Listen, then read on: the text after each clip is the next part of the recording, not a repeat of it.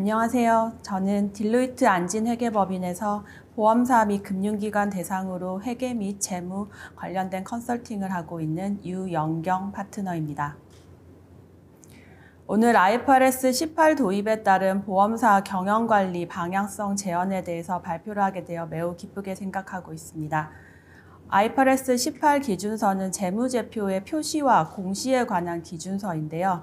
이 기준서에서 특히 보험사 경영관리와 관련해서 좀 주목할 만한 점이 그 non-GAAP measure라고 하는 비재무회계 수치에 관한 내용입니다. 그래서 이 non-GAAP measure를 활용해서 보험사가 당기손익 관리를 어떻게 하면 좋을지에 대해서 말씀드리도록 하겠습니다. 전체적인 흐름을 먼저 말씀을 드리겠습니다. 맨 먼저 IFRS 18 기준서의 의의를 말씀을 드릴 거고요. 그리고 앞서서 박정현 팀장님이 말씀하셨던 여러 가지 사례들에서 보는 것처럼 저희가 IFRS 18 기준서가 도입된 이후에 어떤 영향이 있는지 말씀을 드릴 예정입니다. 그리고 해외 보험사가 이 non-GAAP measure를 어떻게 활용하고 있는지 사례를 소개해드리고 국내 보험사가 non-GAAP measure를 도입하기 위해서 필요한 사항들에 대해서 순서대로 말씀을 드리겠습니다. 첫 번째 IFRS 18 기준서의 의의입니다. 전체적으로 6가지 포인트로 구성을 했는데 우선 IFRS 18 기준서가 어떤 것이고 그중에서 저희가 이번 세션에서 말씀드리고자 하는 그 non-GAAP measure가 어떤 사항들인지 구체적으로 말씀을 드리겠습니다. 네, 저희 그 IFRS 18의 그 재무제표의 표시와 공시 기준은 한마디로 말씀을 드리면 소통과 기회 확장의 계기를 마련하는 그런 기준서라고 할 수 있습니다. 전체적으로 오른쪽을 보시면 재무제표의 표시와 공시의 주요한 내용은 크게 3가지인데요. 그 중에서 이제 손익계산서랑 정보의 통합 및 세분화 쪽은 공시와 관련된 내용이어서 경영관리 쪽에서는 말씀을 따로 안 드릴 예정이고요. 맨 마지막에 보시는 경영진이 정의한 성과 측정치, 즉 Management Defined Performance Measure라고 하는 이 부분에 대해서 오늘 말씀을 드릴 예정입니다. 저희 보험사는 2023년에 IFRS 17을 도입함에 따라서 그 보험 부채의 시가 변동 대응과 그다음에 발생주의 수익의 성장 구조를 구현하는 것이 경영관리의 가장 핵심적인 과제라고 할 수 있습니다. 이런 경영관리의 과제를 달성하기 위해서 그 IFRS 18에서 도입한 non-GAAP measure를 활용해서 다양한 경영관리 수단의 활용 및 소통을 강화할 수 있는 계기를 마련해 줄 것으로 예상하고 있습니다. non-GAAP measure에 대해서 조금 더 살펴보겠습니다. 왼쪽에서 보시는 JP모건의 프록시 스테이트먼트인데요. 여기에서는 이제 주주총회 전에 그 주주들에게 자신들의 성과를 발표하기 위해서 만든 서류입니다. 노란색으로 칠한 부분이 non-GAAP measure고 노란색 음영이 없는 부분이 GAAP measure에 해당합니다.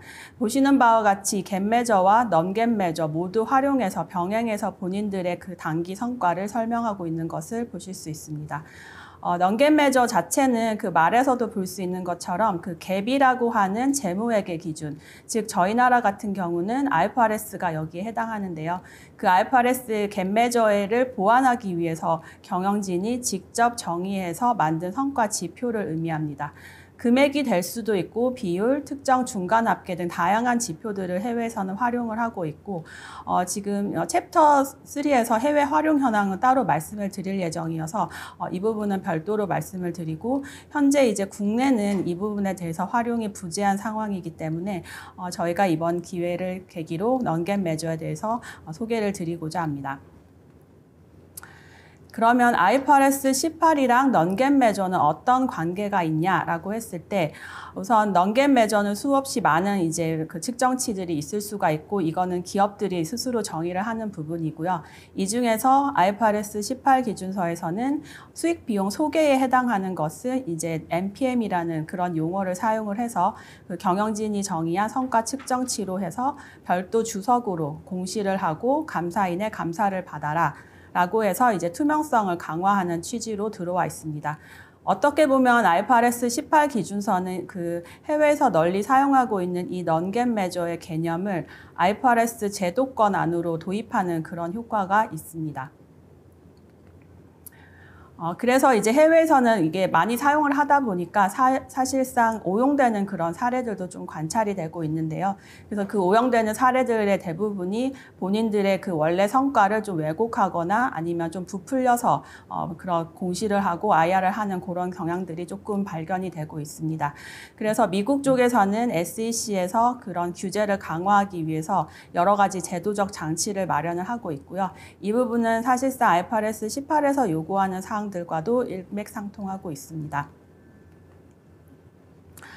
앞서 말씀드린 것처럼 해외에서는 자연 발생에서 기업들이 자발적으로 사용을 하고 있고 이 부분이 경영 문화로 정착이 되어 있기 때문에 그 오용에 따른 투자자의 판단 왜곡과 갭 지표의 상대적 중요성 약화 등을 방지하기 위해서 거의 영미권 국가들은 거의 대부분 다 규제를 두고 있고요. 하나 흥미로운 점은 이게 회계 기준에서 규제를 두는 건 아니고 증권 그 자본시장 제도로 엄격히 통제를 하고 있는 게 특징입니다. 그래서 규제 내용은 앞서 말씀드린 18호에서 말씀한 그 내용과 크게 유사합니다. 그러면 국내는 이 부분이 어떻게 됐냐를 봤을 때 저희는 이제 사실 넌갭 매조라는 것 자체가 굉장히 생소합니다. 왜냐하면 금융권, 비금융권 할 것 없이 저희 나라는 그 과거 전통적으로 단기 순이익이라는 갭 매저를 많이 활용을 해서 본인들의 단기 성과를 경영 의사결정을 하고 성과 측정을 해오고 있었기 때문에 이 부분에 대해서는 국내에는 만약에 하게 된다면 이제 도입하는 형태로 정착이 필요한 부분이고요. 현재 보험사 같은 경우는 이제 IFRS 4를 오랜 시간 동안 사용을 했었기 때문에 그 외부 기준이나 이런 규제를 준수하려는 경향이 좀 강한 특징이 있습니다. 그래서 IFRS 18에 NPM이라는 게 도입이 된다고 하더라도 이 부분에 대해서 스스로 이제 정의를 하고 그 내용들을 공시를 해야 되는데 실질적으로 사용하고 있는 게 없다고 하면 이 부분에 대해서는 사실상 의무사항은 아니기 때문에 저희 나라 같은 경우는 넌갭 매저를 활용을 하는 것에 대한 강력한 동의이 좀 필요한 상황입니다. 그래서 그 강력한 동의이라고 했을 때 생각을 좀 해보면 어떤 이제 규제 환경이나 회계 기준이 변경이 돼서 저희가 기존의 갭 매저만으로는 경영 관리를 하기가 조금 불충분한 게 있다라는 그런 상황들이 좀 있을 수가 있고요. 그 다음에 그 갭 매저로는 본인들의 성과를 단기 순이익만으로 설명하기가 조금 어려운 그런 자산 부채 포트폴리오를 가지고 있다던가 이런 경우에 있어서 이제 넌갭 매저를 갭 매저와 병행을 해서 한번 단기 경영 관리를 해보는 것을 고민을 해볼 수 있을 것 같습니다. 그 타이밍에서 사실 2027년부터 도입되는 IFRS 18 기준서는 그 자연스럽게 저희 그 도입하고자 하는 회사 입장에서는 넌갭 매저를 활용해서 우리는 경영 관리를 하고 경영 성과 측정 및 대내외 커뮤니케이션을 하는 것으로 이어가기에 적절한 타이밍인 것 같습니다. 이어서 IFRS 17 기준서 영향에 대해서 말씀을 드리겠습니다. 23년부터 그 24년 한 연계년도 지금 결산이 끝나 있는 상황이기 때문에 이 2년치의 결산 자료를 토대로 해서 어떤 영향들이 있었고 그 마지막으로 넌갭 매저의 그 보완 장치가 어떻게 필요한지를 이어서 말씀을 드리겠습니다. 네, 보험사의 경영 환경은 사실상 원가 현금주의에서 시가 발생주의로 경영 환경이 변화가 됐습니다. 그 시발점은 사실 IFRS 17과 킥스 제도, 즉 신제도 도입이고요. 이 제도의 가장 큰 특징은 미래 불확실성을 추정을 전제로 하고 있다는 것입니다. 그래서 그 미래 효과의 대부분은 이제 CSM이라고 하는 부채 계정과 OCI라고 하는 자본 계정에 인식이 되어 있고요. 단기 손익으로는 소량씩 나타나는 그런 특징이 있습니다.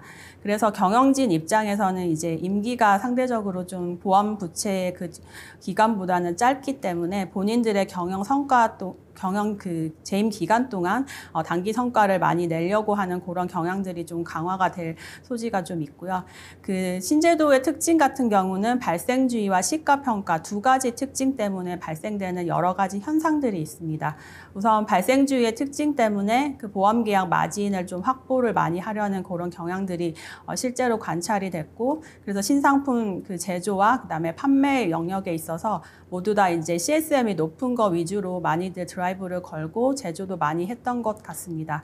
그런 내용들은 사실 보험사의 이제 경영 환경에 이제 영향이 있어서 결과적으로는 CSM이 큰 보험 상품이지만 이제 장기적으로 봤을 때는 좀 보험사의 그런 리스크가 좀 있는 상품들을 많이 판 회사 같은 경우는 이제 역성장 구조로 갈 수도 있고요. 그렇지 않은 회사들은 이제 성장하는 구조로 가는데 이런 내용들이 사실상 그 영업 측면에서는 조금 제약이 걸리기 때문에 상호 보완해서 어떤 것들을 찾기가 사실 쉽지 않은 상황입니다. 그리고 이제 판매 수수료를 많이 지급을 그 발생주의 영향 때문에 하다 보니까 결과적으로는 이제 보험사 입장에서는 배당 가능 이익이 감소하는 그런 현상들이 발생하고 있고요. 그 다음에 이제 GA가 급성장함에 따라서 불완전 판매 등 소비자 피해 우려가 증가하는 것들이 관찰이 되고 있습니다. 시가평가 부분에서는 우선은 이제 크게 금리와 계리적 과정 두 부분이 보험 부채의 현금 흐름에 영향을 미치고 있는데 이런 내용들에 대해서 전반적으로 2024년이 3년 대비 금리도 떨어지고 저희가 뭐 가정이나 이런 것들을 조금 합리적으로 산출을 함에 따라서 전체적으로 24년도는 3년 대비 회계상 순자산은 감소를 했고요. 그 다음에 보험사들 대부분이 킥스 비율은 하락하는 그런 현상을 보고 있습니다.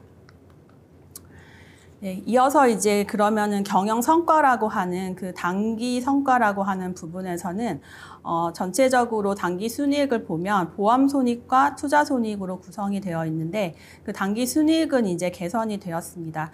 하지만 이제 포괄 순이익이라고 하는 부분이 저희가 또 따로 있는데 이 부분에 대해서는 23년도 대비 24년도가 굉장히 많이 감소한 걸 보실 수가 있습니다. 그래서 저희를 단기 순이익을 구성하는 항목이 보험 손익과 투자 손익으로 구성이 되어 있다고 했을 때 사실상 그 사업 본연의 수익 자체는 보험 손익이라고 할 수 있는데 이 부분은 23년 대비 24년이 소폭 감소를 했고요. 나머지 항목들이 이제 투자 손익에서 조금 증가를 해서 단기 순이익이 증가되는 그런 양상을 보실 수가 있습니다. 그리고 이제 단기 순이익과 포괄 손익을 봤을 때 단기 순이익 위주의 이제 성과 관리 체계 자체가 어떻게 보면은 포괄 손익을 조금 관리를 안 하는 것으로 하지 않았을까라는 생각이 들 만큼 지금 포괄 손익 쪽에서는 감소 요인이 크게 관찰이 되고 있습니다. 네, 앞에서 투자 손익은 좀 자세히 말씀드리기 위해서 지금 투자 손익을 구분을 좀 해봤습니다. 그래서 이 투자 손익을 구성하는 항목이 이자랑 배당 수익, 그다음에 보완금융 비용과 같은 시간이 경과함에 따라서 인식이 되는 그런 손익들이 있고, 그다음에 시장에서 그 채권을 처분하거나 아니면 뭐 자산을 처분하거나 평가하면서 발생하는 그런 시장 요인들에 근거한 손익들이 있습니다. 그리고 일회성 요인에 해당하는 그런 손익금, 손상차손이나 아니면 부동산 처분 손익, 염가 매수 차익 이런 거 같은 시장 그 일회성 요인에 해당하는 그런 손익이 있습니다.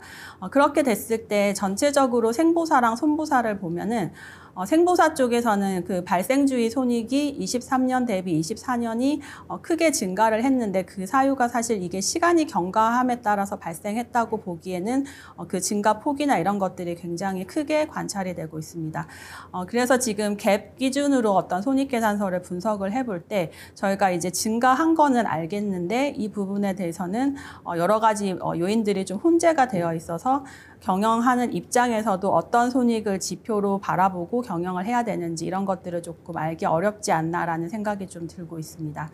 그리고 이제 아래쪽에 시장 요인에 해당하는 부분은 사실상 기존에 이제 누적 이익이 많았던 채권을 처분을 한다거나 아니면 뭐 여러 가지 그런 행위들을 재량적으로 할 수 있기 때문에 그런 내용들이 어떻게 보면 보험사 본연의 그 보험 손익을 발생하고 그다음에 지속 가능한 성장을 이끄는 거에 조금 그 집중을 못하게 하지 않나 하는 그런 생각도 좀 드는 숫자인 것 같습니다. 네, 그래서 지금까지 그 보험사의 2023년과 2024년의 단기 성과에 대해서 살펴본 결과 크게 이제 시가평가와 발생주의 특징에 따른 갭 매저에서 느껴지는 것들이 좀 있습니다. 그래서 부채 쪽은 저희가 합리적으로 추정을 해서 이제 추정 변수를 사용을 했겠지만 그 여러 가지 장기간의 그 내용들에 대해서 현금 흐름을 추정한다는 내용이 가장 주요했던 것 같고, 그 다음에 이제 자산 쪽은 경영진 재량에 따른 성과가 좀 혼재하고 있다라는 것을 볼 수 있습니다. 그래서 이러한 현상은 사실 BS 재무제표의 그 CSM과 OCI, 처분손익, 평가손익 등으로 나타나는데요. 일단 지금 보험 부채 자체가 워낙 장기가 장기인데다가 추정이 워낙 많기 때문에 이게 단기 손익으로 표현이 되는 부분은 굉장히 소량씩만 보여집니다. 그래서 CSM 같은 경우는 저희가 계리 그 가정이나 아니면 금리 가정이나 이런 것들을 조금 자신의 실질과 맞게끔 좀 현실화해서 여러 가지 시뮬레이션을 좀 해봐야 되는데, 실제 이제 신상품을 출시를 하거나 이런 의사결정을 하는 자리에서는 갭에 따른 측정치로만 가지고 이제 만약에 출시를 하게 되면 한 10년 정도 지나서 그런 보험 상품에 알고 봤더니 이익 계약이 아니라 손실 계약이다, 뭐 이런 식으로 이제 조금 판단이 바뀌는 그런 사례가 생길 수도 있고요. 그래서 전체적으로 그 회사에서는 어떤 협의체나 이런 구조로 의사결정을 하게 되시는데, 이 단기 성과에 드러나지 않는 요인에 대해서 만약에 좀 장기적으로 불리한 요인들이 있으면 이슈화하기를 좀 꺼리는 조직 문화가 조성이 될 수 있을 것 같습니다. 그리고 이제 보험부채 장기 특성, 특히 금리 부분이 다 OCI로 이연이 돼서 일부만 이제 단기 손익으로 드러나고 있는데, 사실 아까도 보셨다시피 OCI에 이연되어 있는 그 미실현 손익 해당하는 부분이 굉장히 큰 금액을 차지하고 있고, 사실 이 부분이 계속 커지게 되면은 저희의 가용자본이나 이런 것들이 다 감소하는 그런 효과가 생깁니다. 이렇게 됐을 때 회사 입장에서는 여러 가지 이제 그 해지할 수 있는 리스크 관리 수단들을 찾아보실 수가 있는데요. 이 중에서 회계 불일치가 발생하는 그런 수단 사용은 아예 갭 매저 자체에서는 OCI와 PL 간의 미스매치가 발생한다는 이유로 기피 현상이 발생합니다. 그래서 보험사 입장에서는 본인들에게 가장 좋은 자본에서 효율을 발휘할 수 있는 그런 수단들을 사용을 하셔야 되는데, 어떻게 보면은 비용 효율 관점에서 차선의 리스크 관리 수단을 사용하게 되는 그런 현상들도 발생을 할 수 있습니다. 그리고 자산 쪽에서는 사실 그 부채의 모든 현금 흐름과 유동성과 연계해서 자산 투자 의사결정을 하셔야 되고, 처분과 관련된 의사결정을 하셔야 되는데, 어떻게 보면은 이제 본연의 성과, 즉 아까 보여드렸던 그 보험 손익에서의 성과 달성이 좀 어려워 보인다는 그런 시그널이 오게 되면, 어떻게 보면 시장이 조금 좋았을 때는 뭐 채권이라도 좀 팔아서 해보자라는 그런 의사결정을 유도를 할 수가 있습니다. 그래서 그 본질적인 성과를 지속 가능하게 성장하는 구조로 경영진들이 항상 이제 의사결정을 해야 되는데, 이런 성장 동력을 좀 약화시키는 환경을 제공하는 것이 아닌가라는 생각이 좀 들게 되었습니다. 그래서 이제 어떻게 보면은 갭 매저에 너무 이제 집중해가지고 경영 관리를 하다 보면 그 외에 다른 것들을 볼 수가 없고, 특히 보험사 입장에서는 자본 관리가 굉장히 중요하기 때문에 그런 전체적인 자본의 그 건전성 관리 측면에서 봤을 때는 넌갭 매저를 병행을 해서 같이 경영 관리에 활용하는 것이 필요한 시점이라고 생각을 합니다. 네, 이어서 해외 보험사들이 어떻게 넌갭 매저를 활용을 하고 있는지 그 내용들을 말씀드리겠습니다. 보여드리는 그 그래프는 미국의 프루덴셜이라는 보험사의 2008년부터 2024년도까지의 단기 순이익과 조정 순이익, 그리고 주가 건전성 비율에 대한 표입니다. 다소 좀 보시기에 복잡하실 수도 있는데, 그 오렌지색으로 되어 있는 그 들쭉날쭉하는 부분이 단기 손익에 해당하고요. 그 다음에 그 파란색으로 되어 있는 막대 그래프가 조정 순이익, 즉 넌갭 매저에 해당합니다.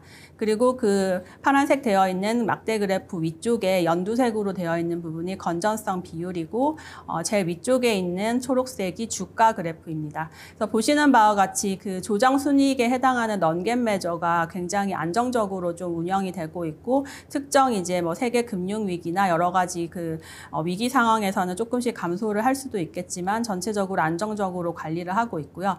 그 오렌지색에 해당하는 부분은 특정 연도에는 마이너스로 가기도 했었는데, 사실 이 부분에 대해서는 본인들이 이게 실제로 본질적인 사업 성과가 마이너스가 나서 적자가 난 것이 아니라 이제 다 설명을 하고 있습니다. 어떤 쪽에서 이게 이제 마이너스가 났지만 본연의 성과에는 지장이 없었다라는 식으로 이제 얘기를 하고 있고요. 그런 것들이 이제 시장의 신뢰가 구축이 돼서 어떻게 보면 그 기간 중에서도 주가는 이제 오히려 상승하는 2013년도를 보시면 좋을 것 같은데, 그래서 그 주가는 오히려 상승하는 그런 현상들을 볼 수 있습니다. 그래서 해외에서는 아까 오용 사례도 말씀드리긴 했지만 전체적으로 굉장히 이런 신뢰관계들이 잘 구축이 돼서 오랜 기간 사용해오고 있음을 알 수 있습니다. 그래서 넌겟 메저라는 그 지금 조정 순이익이라는 그런 측정치로 말씀을 드렸는데 우선은 이게 갭을 어떤 걸 쓰는지 따라서 다양할 수 있기 때문에 그 회사마다 조금씩은 다 다릅니다. 근데 공통적으로는 그 시장 변동성에 해당하는 실현 손익이나 이런 것들은 다 빼고 있고요. 그다음에 회계 처리나 경제적 가정의 비대칭성에 해당하는 부분은 제거를 하고 있습니다. 그리고 보험 계약자나 재보험자에게 기속되는 손익, 아까 저희가 생보사의 사례에서 보여드린 것처럼 변액에 대한 성과가 같이 섞여 있어서 실제 보험사의 손익은 제대로 이제 볼 수가 없는 그런 한계점이 있습니다. 그런 것들을 좀 제거해서 본인들의 경영 관리에도 사용을 하고 그다음에 투자자에게 설명도 하고 있습니다. 그리고 공통적으로는 비경상적이고 비영업적 항목은 제거를 하고 있습니다.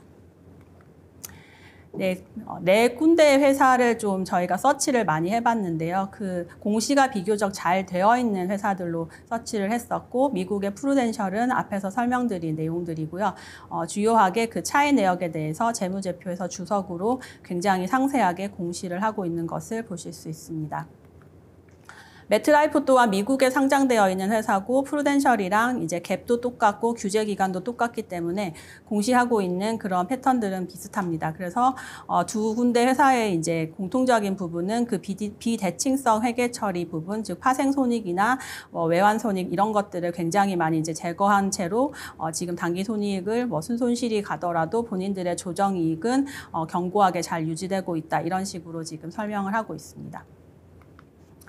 그리고 아비바 같은 경우는 이제 영국인데요. 그 영국의 같은 경우에는 좀 특이한 점이 본인들의 조정이익 자체는 이제 예상 쪽을 쓰고요. 그 다음에 조정이익에서 조정하는 항목들로 예상 실제 차이 조정을 하고 있는 것을 볼 수 있었고요. 기타 특이사항으로는 이제 영국 같은 경우는 보험부채의 금리 변동 효과를 단기 손익으로 인식을 하고 있기 때문에 파생 거래나 이런 것들에 대한 손익 변동성이나 회계 불이치 항목에 대한 조정 항목은 보여지지 않고 있습니다.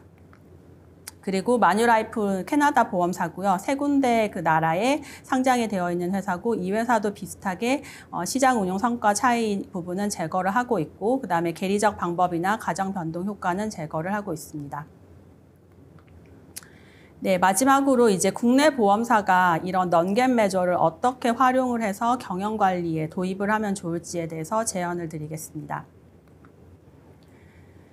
제가 말씀드리고 싶은 부분은 이 넌겟 메저 기반의 경영관리 체계를 도입하자는 겁니다. 그래서 이 체계라는 말이 굉장히 이제 심플하게 들릴 수도 있고 아니면 굉장히 무거운 말일 수도 있는데요.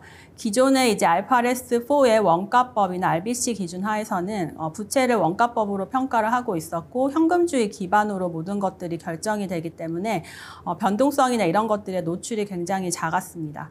하지만 이제 오른쪽에 저희가 지금 현재 하고 있는 IFRS 17과 킥스 제도는 경제적 실질을 반영한다는 이제 그런 대원칙 하에 부채와 자산이 대부분 시가 또는 공정가치로 평가가 되고 있는 특징이 있습니다.